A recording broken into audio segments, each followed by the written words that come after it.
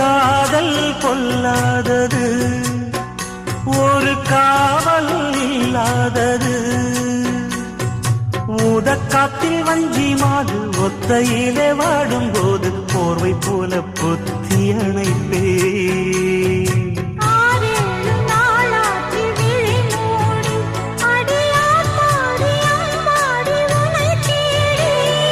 நீதானே மானே என் இளஞ்சோடி, உனை நீங்காது என்றும் என் உயிர் நாடி.